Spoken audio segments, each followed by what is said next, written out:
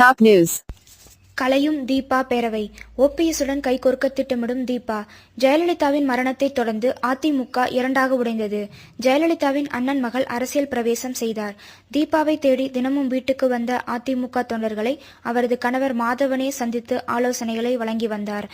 தமிழகம் முழுவதிலும் இருந்து திரண்டு வந்த அதிமுக தொண்டர்கள் தீபா அரசியலுக்கு வந்தால் நிச்சயமாக வெற்றி பெறுவார் என்று மாதவனிடம் கூறினர்.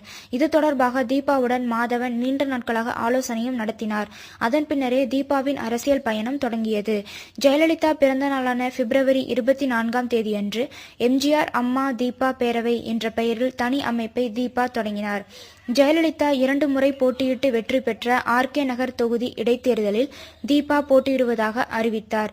இந்நிலையில் தீபாவின் கணவர் மாதவன் திடீரென தீபாவின் அமைப்பிலிருந்து அதிரடியாக விலகியுள்ளார். நேற்று முன்தினம் இரவு மெரினாவில் உள்ள ஜெயலலிதா சமாதிக்கு சென்று வணங்கிய அவர் யாரும் எதிர்பார்க்காத வகையில் தனிக்கட்சி தொடங்கப் போவதாக அறிவித்தார். தீபா தொடங்கியிருப்பது அமைப்பு, நான் தொடங்க இருப்பது கட்சி என்று விளக்கம் அளித்த மாதவன் தீபா பேரவையில் தீய சக்திகள் புகுந்து விட்டதாகவும் கடுமையான குற்றச்சாட்டுகளை கூறினார். ஜெயலலிதா மரணம் அடைந்த போது அவரது அண்ணன் மகளான தீபா அரசியலுக்கு வர வேண்டும் என்று அதிமுக முன்னணி நிர்வாகிகள் பலர் அழைப்பு விடுத்தனர். அவர்களில் திருச்சியைச் சேர்ந்த முன்னாள் எம்எல்ஏ சவுந்தரராஜனும் முதன்மையானவராக இருந்தார். தீபா பேரவையில் இருந்து செயல்பட்டு வந்த அவர் தற்போது பேரவையை கலைக்க முடிவு செய்துள்ளார். இது தொடர்பாக இன்று ஆலோசனை கூட்டம் ஒன்றுக்கும் அழைப்பு விடுத்துள்ளார். இது பற்றி சவுந்தரராஜன் நிர்வாகிகளுக்கு அழைப்பு கடிதம் ஒன்றை அனுப்பியுள்ளார். அதில் கூட்டத்தில் தீபா பேரவையினர் கலந்து கொள்ள வேண்டும் என்று குறிப்பிடப்பட்டுள்ளது. அந்த கடிதத்தில் கூறப்பட்டிருப்பதாவது: தீபா தனக்கு முதலில் மக்கள் திரண்டு அளித்த ஆதரவை உரிய முறையில் ஏற்காமலும் அலட்சியப்படுத்தியும் காலம் கடத்தியதால் மக்கள் எழுச்சி மெல்ல மெல்ல குறைந்துவிட்டது. தொண்டர்களை அவர் குழப்பி வருகிறார்.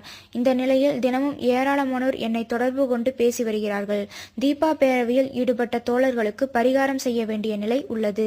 எனவே இது தொடர்பாக நடைபெறும் கூட்டத்தில் தமிழகம் முழுவதும் இருந்து தொண்டர்கள் கலந்து கொண்டு கருத்துக்களை தெரிவிக்க வேண்டும் என கேட்டுக்கொள்கிறேன். இவ்வாறு அவர் கூறியுள்ளார்.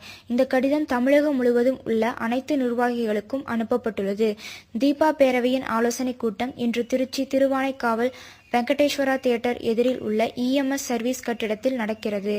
தீபாவின் கணவர் புதிதாக கட்சி தொடங்க உள்ளதால் தமிழகம் முழுவதிலும் தீபா பேரவையினர் அதிர்ச்சியில் உறைந்து போய் உள்ளார்கள். தீபாவை பார்ப்பதற்காக தினமும் சென்னைக்கு வந்து நாட்கணக்கில் காத்திருந்து தீபாவின் கணவர் மாதவனை சந்தித்து சென்ற அதிமுக முன்னணி நிர்வாகிகள் பலரும் இனி என்ன செய்வது என்ற கவலையில் ஆழ்ந்துள்ளனர். தீபாவுடன் இணைந்து செயல்பட முடியாமல் அவரது கணவர் மாதவனே விலகியிருப்பது தீபா ஆதரவாளர்களை கடும் குழப்பத்தில் ஆழ்த்தியிருக்கிறது. திருச்சியில் தீபா பேரவை கலைக்கப்படுவது போல தமிழகம் முழுவதும் பெரும்பாலான மாவட்டங்களில் தீபா பேரவை கலைக்கப்படும் என்றே தெரிகிறது.